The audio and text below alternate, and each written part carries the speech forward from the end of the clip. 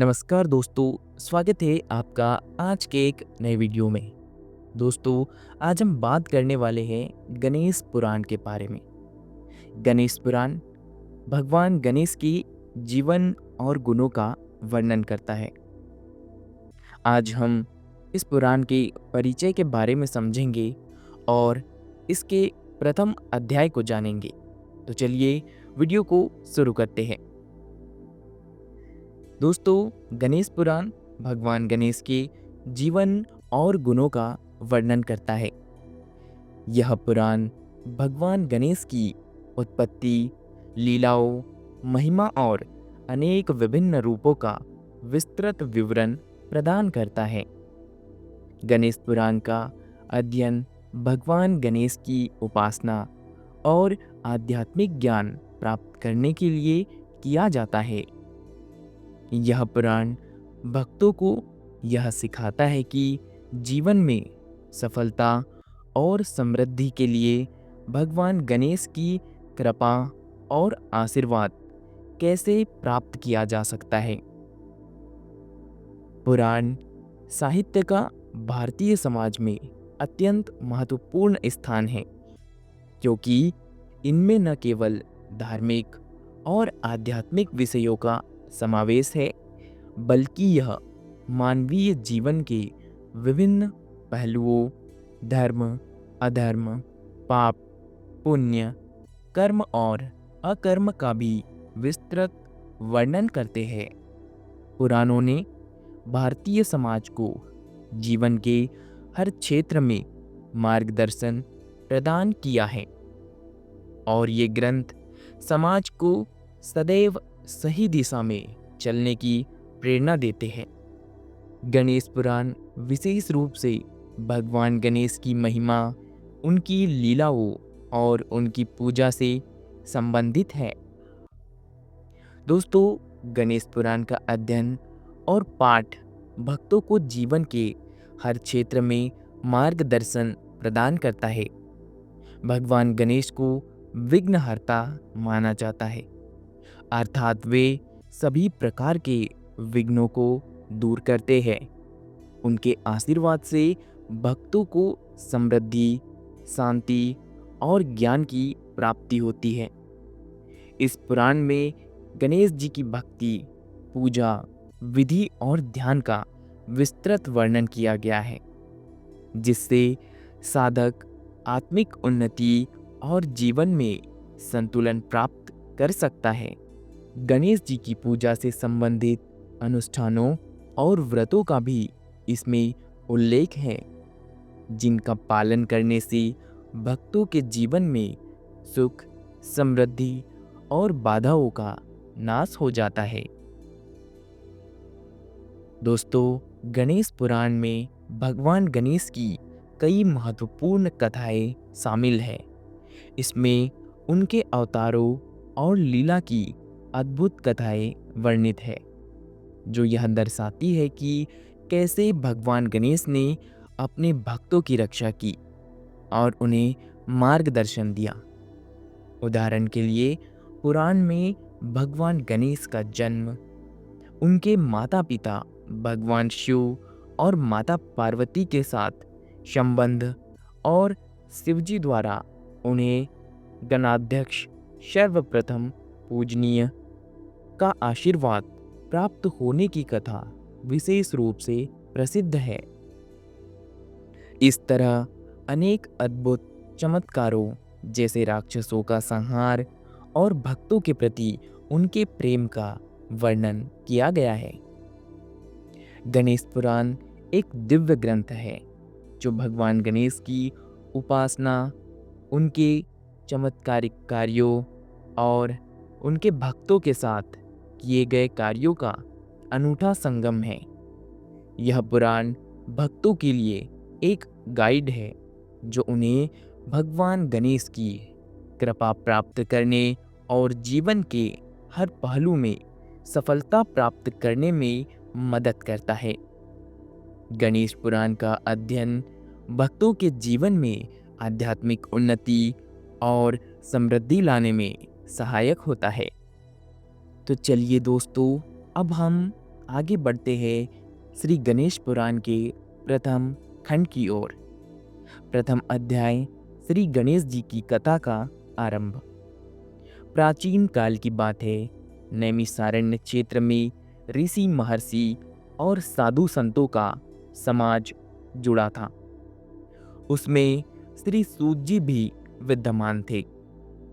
सौनक जी ने उनकी सेवा में उपस्थित होकर निवेदन किया कि हे अज्ञान रूप घोर तिमिर को नष्ट करने में करोड़ों सूर्यों के समान प्रकाशमान सूत जी, हमारे कानों के लिए अमृत के समान जीवन प्रदान करने वाले कथा तत्व का वर्णन कीजिए।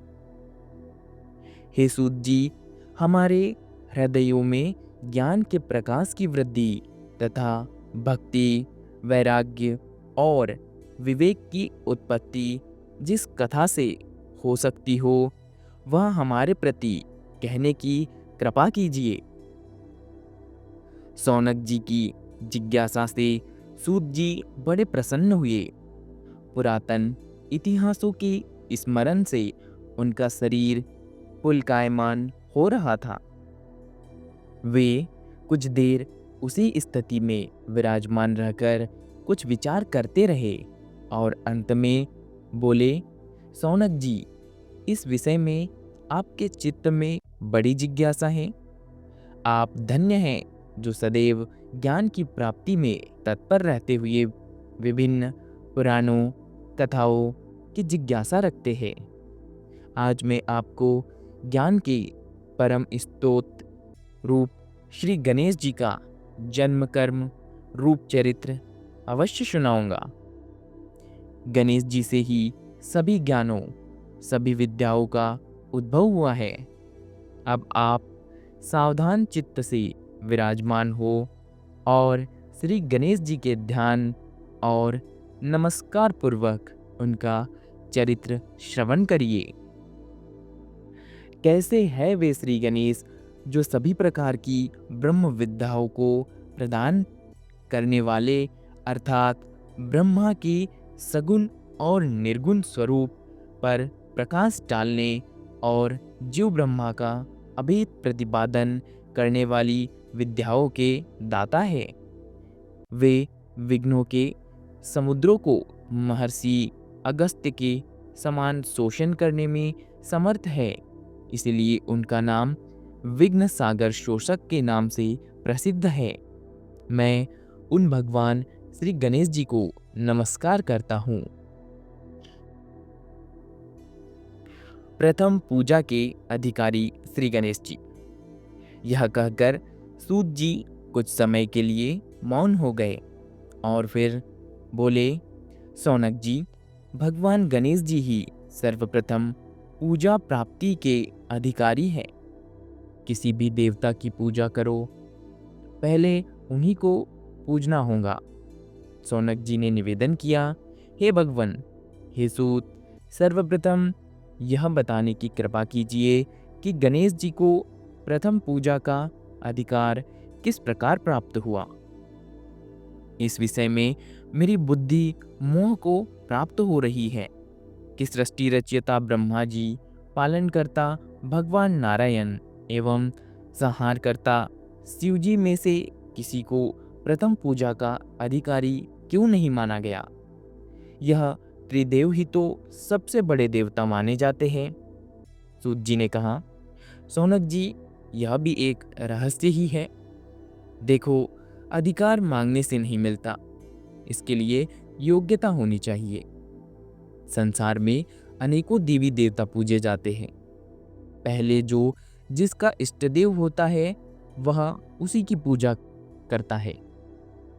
इससे बड़े देवताओं के महत्व में कमी आने की आशंका उत्पन्न हो गई। इस कारण देवताओं में परस्पर विवाद होने लगा। वे उसका निर्णय प्राप्त करने के लिए शिव जी के पास पहुंचे और प्रणाम करके पूछने लगे, प्रभु, हम सबसे प्रथम पूजा का अधिकारी कौन है? शिव जी सोचने लगे कि किसे प्रथम पूजा का अधिकारी माने। तभी उन्हें एक युक्ति सूझी। उन्होंने बोला, देवगन, इसका निपटारा बातों से नहीं तथ्यों से होगा। इसके लिए एक प्रतियोगिता रखनी होगी। विश्व की परिक्रमा करने की प्रतियोगिता। देवगन उनका मुख देखने लगे, संकित हृदय से सोचते रहे कि कैसी प्रतियोगिता रहेगी। यह शिवजी ने उनके मन के भाव ताड़ लिए, इसलिए सांत्वना भरे शब्दों से बोले, घबराओ मत, कोई कठिन परीक्षा नहीं ली जाएंगी।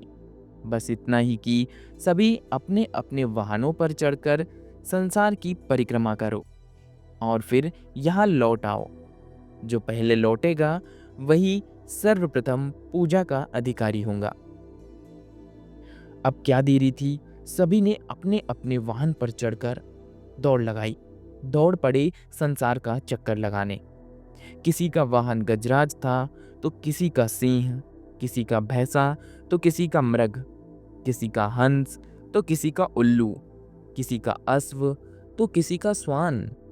अभिप्राय यह कि वाहनों की विविधता के दर्शन उस समय जितने भले प्रकार से हो सकते थे उतने अन्य समय में नहीं। सबसे गया बीता वाहन गणेश जी का था, जो था मूसक। उसे चूहा भी कहते हैं। ऐसे वाहन के बल भरोसे इस प्रतियोगिता में सफल होना तो क्या, सम्मिलित होना भी हास्यप्रद था। गणेश जी ने सोचा, छोड़ो, क्या होगा प्रतियोगिता में भाग लेने से, हम तो यहाँ बैठे रहकर ही तमाशा देखेंगे। वे बहुत देर तक विचार करते रहे। अंत में उन्हें एक युक्ति सूझी। शिवजी स्वयं ही जगदात्मा है, यह संसार उन्हीं का प्रतिबिंब है, तब क्यों न इन्हीं की परिक्रमा कर दी जाए। इनकी परिक्रमा करने से ही संसार की परिक्रमा पूर्ण हो जाएंगी। ऐसा निश्चय कर उन्होंने मूसक पर चढ़कर शिवजी की परिक्रमा की और उनके समक्ष जा पहुँचे। शिवजी ने कहा, तुमने परिक्रमा पूर्ण कर ली? तो गणेश जी ने उत्तर दिया, जी। शिवजी सोचने लगे कि इसे तो यही घूमते हुए देखा, फिर परिक्रमा कैसे कराया। देवताओं का परिक्रमा करके लौटना आरंभ हुआ और उन्होंने गणेश जी को वहां बैठा देखा तो माथा ठनक गया, क्योंकि गणेश जी का वाहन तो सबसे छोटा था, सबसे धीमा था। फिर भी साहस करके देवता बोले, अरे, तुम विश्व की परिक्रमा के लिए नहीं गए? गणेश जी ने कहा, अरे, मैं कब का यहाँ आ गया। देवता बोले, तुम्हें तो कहीं भी नहीं देखा। गणेश जी ने उत्तर दिया, देखते कहाँ से, समस्त संसार शिवजी में विद्यमान है। इनकी परिक्रमा करने से ही संसार की परिक्रमा पूर्ण हो गई। सूत जी बोले, सोनन, इस प्रकार गणेश जी ने अपनी बुद्धि के बल पर इस विजय को प्राप्त कर लिया। उनका कथन सत्य था, इसलिए कोई विरोध करता भी तो कैसे करता। बस उसी दिन से गणेश जी की प्रथम पूजा होने लगी। दोस्तों, यहाँ पर गणेश पुराण के प्रथम अध्याय का समापन होता है। इसके बाद हम बात करेंगे द्वितीय अध्याय की, लेकिन उस अध्याय की बात हम करेंगे अगले वीडियो में। तो तब तक के लिए धन्यवाद।